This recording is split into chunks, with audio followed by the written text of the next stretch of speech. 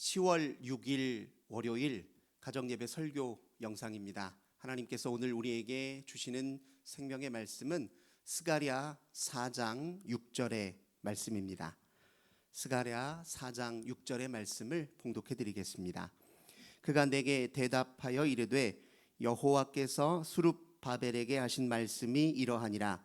만군의 여호와께서 말씀하시되 이는 힘으로 되지 아니하며 능력으로 되지 아니하고 오직 나의 영으로 되느니라. 아멘. 오늘 본문의 말씀을 통해서 오직 주의 영으로, 이런 제목으로 함께 은혜 나누도록 하겠습니다. 이스라엘의 역사 속에서 가장 중요한 사건 두 가지를 꼽으라면 출애굽 사건과 그리고 바벨론 포로 귀환 사건이다, 이렇게 이야기할 수 있습니다. 두 사건 모두 이스라엘을 향한 하나님의 구원의 역사를 다루고 있습니다. 구원의 핵심이 무엇인지를 가장 잘 보여주고 있는 것이 또 이 두 사건입니다. 출애굽은 애굽의 노예로 살던 이스라엘 백성들에게 하나님께서 가나안 땅을 향한 새로운 비전을 허락하여 주시면서 노예로부터 해방시켜 주신 사건이었죠. 포로 귀환 사건 역시 바벨론의 포로로 끌려왔던 유다 백성들을 해방시키시면서 하나님이 조상 대대로 약속하셨던 이스라엘을 다시 재건하여 주의 나라를 이루기 위한 비전을 허락해 주셨던 사건입니다. 이 구원의 핵심을 다루고 있는 두 사건 중에서 특별히 오늘 우리가 다루고 있는 이 스가랴라고 하는 책은 바벨론 포로 귀환 사건과 매우 밀접한 연관이 있습니다. 바벨론의 포로로 끌려갔던 유다 백성들이 다시 본국으로 돌아오게 된 것은 페르시아라고 하는 나라가 바벨론을 무너뜨리면서였습니다. 페르시아의 위대한 왕 고레스라고 하는 왕이 바벨론을 무너뜨린 해가 주전 539년이었습니다. 그 다음 해 주전 538년에 고레스는 고레스 칙령을 통해서 포로로 끌려왔던 유다 백성들이 다시 본국으로 돌아갈 수 있도록 명을 내립니다. 돌아갈 때 그들이 본래 예루살렘 성전에서 빼앗겼던 그 성전의 귀중품들을 다시 되찾아 본국으로 돌아올 수 있었습니다.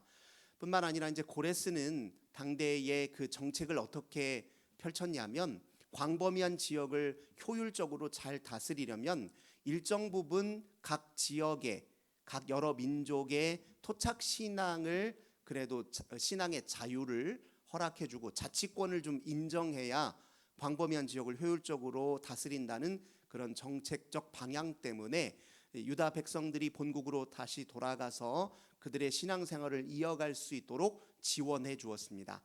그 이면에는 하나님의 놀라우신 은혜가 있었습니다. 이미 하나님께서는 바벨론의 포로 생활을 예고하고 경고했을 때부터 이미 그 포로 생활을 끝내고 돌아올 것을 이미 약속해 주셨습니다.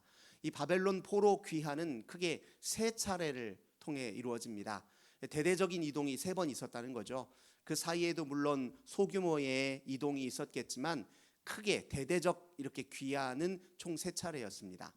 이 바벨론 본토에서 이스라엘까지 이 거리는 대략 1,500km, 1,600km 정도의 굉장히 장거리입니다. 그래서 실제로 고대에 이렇게 긴 거리를 이동한다는 것은 거의 불가능하게 가깝습니다. 함께 여럿이 충분히 장거리 이동을 잘 계획하고 준비해야 그게 가능한 일이었기 때문에 이 포로 귀환이라는 것이 가고 싶다고 아무 때나 갈 수 있는 것이 아니었습니다. 이제 그런 의미에서 이제 크게 3차례 포로 귀환이 있었는데요. 첫 번째가 주전 538년입니다.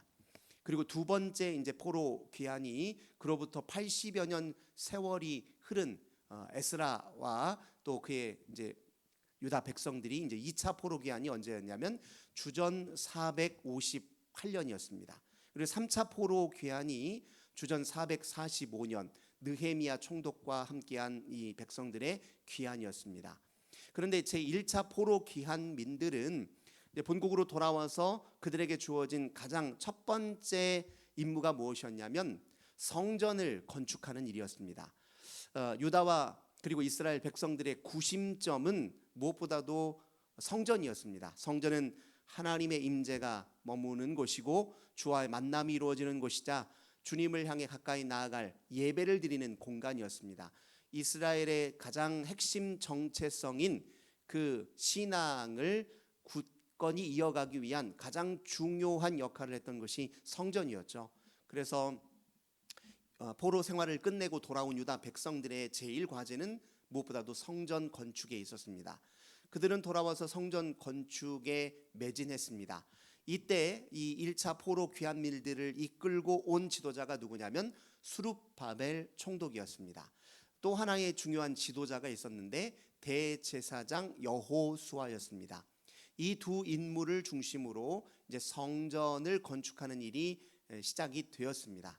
그런데 예측하지 못했던 방해 세력들이 이 성전 건축 과정을 가로막기 시작했습니다. 그건 사마리아 지역에 있는 토착민들이었습니다. 유다가 본토를 떠나서 바벨론의 포로 생활을 하고 있는 곳에 그 지역에 터잡아서 실제로 생활 실권을 장악하고 있었던 사람들이 사마리아 사람들이었습니다. 이 사마리아 사람들은 옛 북이스라엘의 후예들을 중심으로 이루어진 민족이었습니다. 북이스라엘은 바벨론보다 훨씬 이전에 아수르에 의해서 주전 722년에 이미 멸망을 했죠. 그때 아수르 제국은 이주 혼혈 정책을 썼습니다. 북이스라엘의 백성들을 다른 지역으로 이주시키고 그리고 북이스라엘 지역에 다른 민족들을 또 이주시켜서 서로 혼합되어 살고 결혼도 하고 그래서 이 민족의 정체성을 말살하려는 매우 무서운 정책을 썼습니다. 이제 그런 의미에서 아수르 제국에 멸망당한 북이스라엘의 후예들은 그런 면에서 굉장히 신앙적 정체성도 잃어버리고 또 민족적 고유 혈통도 잃어버린 상태였습니다. 이제 그나마 남아 있는 일부 사람들이 이제 사마리아라는 이름으로 옛 북이스라엘의 전통을 이제 이어가고 있었다. 그렇게 이해하시면 되겠습니다. 근데 이 사마리아 지역의 사람들이 유다 백성들이 돌아와서 성전을 건축하는 모습을 보니까 위기감에 빠졌던 것이죠. 저들이 성전을 건축하고 나라를 잘 재건한 이후에 우리가 가지고 있는 이 실권을 빼앗기면 어떻게 하나? 이 지역에 살면서 이미 우리가 갖고 있는 이 누리고 있었던 이 기득권을 잃어버리면 어떻게 하나? 두려운 마음이 들었겠죠. 그래서 그들이 이 유다의 성전 건축을 방해하기 시작했습니다. 이제 방해하기 위한 가장 이제 좋은 방법 중에 하나가 이 페르시아 본국에 이제 편지를 쓰는 거예요. 유다 백성들이 지금 이곳에 돌아와서 페르시아에 저항하고 반역할 준비를 하는 것 같다. 저들의 저 성전 건축 저 작업을 저 과정을 그냥 내버려 두었다가는 큰 위기를 맞을지 모른다라는 이렇게 모함 어린 이제 편지들을 그 페르시아의 고위 관료들에게 이제 보내기 시작했습니다. 이제 그로 인해서 실제로 성전을 건축하는 과정이 가로막혀서 성전 건축 과정이 중단되었습니다. 그 중단된 세월이 무려 16년 가까이 세월이 흘렀습니다. 그때 하나님께서 학개와 또 스가랴라고 하는 두 선지자를 통해서 성전 건축을 촉구하시기 위해서 그들을 향해서 말씀을 주기 시작하셨습니다. 이 학개와 스가랴 모두 주전 520년경에 활동했던 선지자들입니다. 즉 성전 건축이 중단된 지 15년, 6년 정도 세월이 흐를 때 하나님의 부르심을 받아 메시지를 선포했던 것이죠. 학개와 스가랴의 메시지의 이제 가장 중요한 핵심은 성전을 다시 건축하는 일이었습니다. 그리고 하나님이 유다 백성들에게 본래 의도하셨던 하나님 나라 백성으로서 공동체를 다시 건실하게 재건하는 일이 이제 그 주요 메시지였습니다. 이제 그 뉘앙스와 방법 그리고 메시지의 방점은 조금 다르긴 합니다. 학개 선지자와 같은 경우에는 보다 직접적인 메시지를 주었어요. 너희들 집을 잘 돌보고 가꾸는 일에는 열심이고 그런 일에는 이렇게 서두르면서 저렇게 성전이 아직 건축되지 못한 이제 막 첫삽을 뜨고 이제 막 건축의 초기 단계에서 이렇게 방치된 채로 이렇게 너희들이 생활할 수 있느냐? 하나님께서 지금 너희들이 지금 이런 현실을 이런 영적인 문제를 깨닫도록 너희들의 삶에 지금 촉구하고 계시니 정신 차리고 다시 성전을 재건하는 일에 힘쓰라라고 이제 직접적인 메시지를 준 것이 이제 학계 선지자였다고 한다면, 스가랴는 보다 이제 근본적인 방책을 그들에게 제시합니다.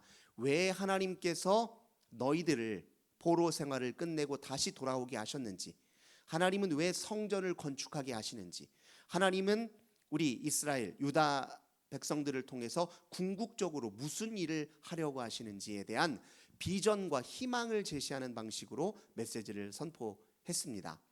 우리가 자기 삶을 개선하는 데 있어서 가장 중요한 이제 원리 중에 하나는 무엇이냐면, 우리가 이 변화된 삶을 통해서 이루려고 하는 궁극적 목적이 무엇인지, 우리 인생의 궁극적 희망이 무엇인지를 다시 한번 살펴서 그 희망에 근거하여서 오늘 우리의 삶, 행동 하나하나를 이 개선해 나가는 것이 변화에 있어서 중요한 원리 중에 하나 아니겠습니까? 이런 궁극적인 목적과 희망이 없으면 변화 과정에서 동력을 상실하기 쉽습니다. 변화가 이루어진 이후에 우리가 맛보고 누릴 은혜, 변화 이후에 우리가 궁극적으로 누리게 될 그 희망, 그 확신이 있어야 뭔가 삶의 변화를 추진하에 있어서 큰 동력과 힘이 되겠지요. 그런 의미에서 스가랴는 학계 선지자의 메시지에 매우 보완적 역할을 하면서 동시에 이스라엘 백성들을 향해서 근본적으로, 또 유다 백성들을 향해 근본적으로 그들의 삶을 개선하기 위한 메시지였다, 그렇게 이야기할 수 있습니다. 오늘 우리가 함께 읽었던 이 본문 4장은 하나님께서 스가랴 선지자를 통해서 주신 환상의 일부입니다. 이 환상의 이제 핵심 내용은 당시에 이제 성전 과정을 주도하고 있는 수룹바벨 총독을 이제 격려하는 메시지를 담고 있습니다. 앞서서 스가랴 3장은 당시 대제사장이었던 여호수아를 격려하는 이제 환상과 메시지였다면, 4장은 수룹바벨 총독을 향한 메시지였습니다. 오늘 우리가 읽었던 본문의 4장 1절 2절의 말씀을 한번 보겠습니다. 내가 말하던 천사가 다시 와서 나를 깨우니 마치 자는 사람이 잠에서 깨어난 것 같더라.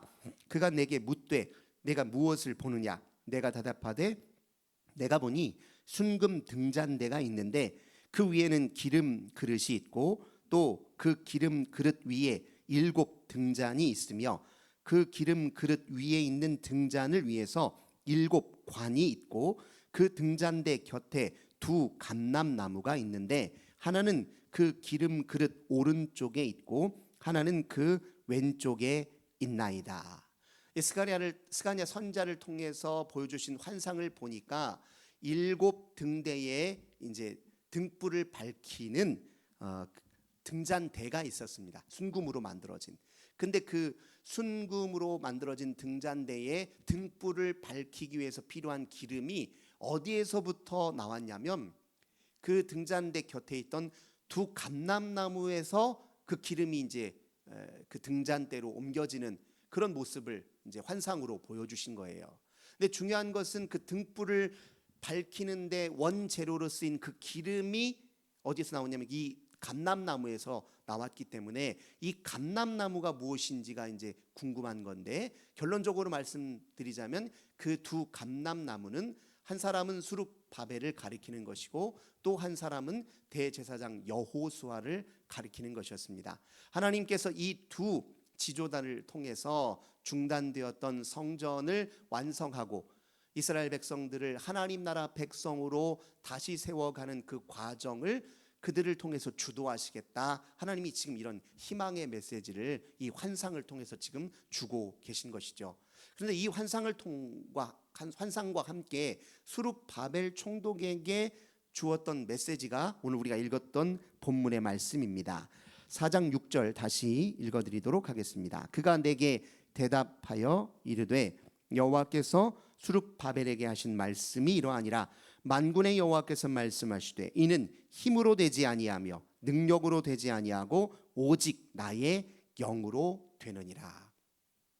이 굉장히 중요한 말씀입니다. 수룹바벨 총독, 그간 성전을 건축하기 위해서 애쓰지 않은 것 아닙니다. 중단된 이후로도 내내 마음에 걸렸을 거예요. 어떻게 하면 다시 중단된 성전을 다시 건축할 수 있을까? 무엇을 계기로 저걸 건축할 수 있을까? 얼마나 고심을 많이 했겠냐고요. 자기 나름의 전략도 세웠을 것입니다. 힘을 조금 모으자, 경제력을 좀 키우자, 그리고 외교력도 좀 발휘하자, 나름의 술수와 계획을 가지고 있었을 것입니다. 자기에게 필요한 역량, 그것도 기르기 위해서 준비를 많이 했을 것입니다. 그러나 오늘 본문을 통해 분명히 밝혀주고 있는 것은 우리의 힘으로 되지 않는다. 즉 경제력과 군사력과 외교력으로 되지 않는다. 재능으로, 능력으로도 되지 않는다. 내 개인적인 능력, 전략 또는 내가 개인적으로 준비한 그 모든 것들이 결국 이 이스라엘 유다 백성들을 재건하는 데 있어서 핵심적인 힘은 아니다. 이렇게 하나님께서 말씀하십니다. 이 모든 일이 가능케 하는 근원적인 힘은 어디에 있느냐? 오직 주님의 영에 있다라고 스룹바벨 총독에게 이야기합니다. 그간의 노력이 잘못됐거나 또는 그것이 문제라고 말하는 것이 아니라 그간의 노력만으로는 안 된다는 거예요. 이스라엘을 선택한 것도 하나님이시고 이스라엘을 향해 꿈을 계획을 갖고 계신 것도 하나님이시고 그 계획을 반드시 이루시고 약속을 이루시는 분도 하나님이시라는 사실, 즉 이 모든 과정의 주체가 하나님이라는 사실을 잊지 않아야 한다는 메시지입니다. 그 하나님이 역사하시는 것에 순복하고 따라야 하나님이 하시는 일이 완수되고 내가 개인적으로 소망하는 일도 완수될 수 있음을 오늘 본문을 통해서 이야기하고 있습니다. 영이 주도하고 그 영에 순복하는 과정에서 어떤 변화를 꾀해야지 그 변화가 부작용이 없이 완전한 변화로 이루어질 수 있다는 것을 본문은 우리에게 다시 한번 이야기해주고 있습니다. 우리의 의지는 금세 꺾이기 쉽습니다. 이런저런 방해 공작들이 일어나거나 환경적으로 예측하지 못한 일이 일어나거나 또는 내가 개인적으로 내 마음의 상태, 감정의 상태 또는 내 마음의 현재 처해 있는 상태에 따라서 의지는 꺾이기도 하고 다시 되살아나기도 합니다. 이렇게 변화무쌍한 나의 의지나 내 개인적 역량에 따라 변화를 시도하는 것보다 우리 안에 내주하셔서 끊임없이 선하신 뜻을 따라 우리를 인도하시려는 성령에 발맞추어 변화를 시도하는 것이 가장 변화의 가장 바른 방식임을 오늘 우리에게 일깨워줍니다. 스룹바벨 총독은 이제까지의 노력으로 되지 않았던 그 근본적인 이유를 짚어보며 성찰했을 것입니다. 내가 하나님을 더욱 의지하지 못한 것은 아닌가? 주님의 때를 충분히 기다리고 주님이 일하실 것을 기대하지 못했던 것은 아닌가? 하나님이 하시면 반드시 하나님이 의도하시고 뜻하신 것이 이루어질 것이라는 믿음의 확신이 부족했던 것은 아닌가? 아마 이런 환상의 메시지를 통해서 주신 말씀을 통해서 자기를 성찰해 보았을 것입니다. 하나님의 영은 인간의 모든 능력과 힘을 뛰어넘습니다. 인간의 지혜를 뛰어넘습니다. 인간의 예측과 기대를 뛰어넘습니다. 오히려 우리의 갇혀있는 한계로부터 우리 자신을 벗어나도록 우리를 끊임없이 촉구하시고 때로 설득하시고 우리를 견인해 가시는 것이 주님의 영이요 우리 안에 내주하시는 성령님이십니다. 스룹바벨 총독은 이 말씀에 근거하여서 지금 가장 힘써야 할 일은 하나님이 일하시니 그 하나님이 하시는 일에 깨어 있어서 어떻게 주의 일에 협력할 것인지에 보다 집중하는 자세를 취하게 되었을 것입니다. 스가랴 선지자를 통해서 이 주신 말씀은 곧 오늘 우리들에게 주신 말씀이기도 합니다. 우리 삶에 정체되어 있는 것이 있다면, 다시 뭔가 새로운 변화가 필요하다면, 이전의 삶보다 조금 나은 삶으로 우리 삶을 개선하고자 한다면 그 무엇보다도 우리 안에 내주하시는 성령께 보다 깨어서 성령께서 우리에게 하시는 말씀에 주의를 기울이고 인도하심에 더욱 순복하는 영적 자세를 취하는 것이 그 무엇보다도 우선적으로 우리가 해야 할 일이라는 것을 다시 한번 본문의 말씀을 통해 되새깁니다. 주님의 영으로 우리가 따르면, 주님의 영의 인도하심에 따르면 주님이 못하실 일 없으니 모든 일이 가능하다, 그렇게 믿으시고 앞으로도 영원히 우리를 인도해 주실 우리 하나님 내주하시는 주의 영에 더욱더 깨어있는 또 순복하는 자세로 그 앞에서는 저와 우리 모든 성도님들 되시길 주님의 이름으로 간절히 기원합니다. 기도하겠습니다. 하나님 감사드립니다.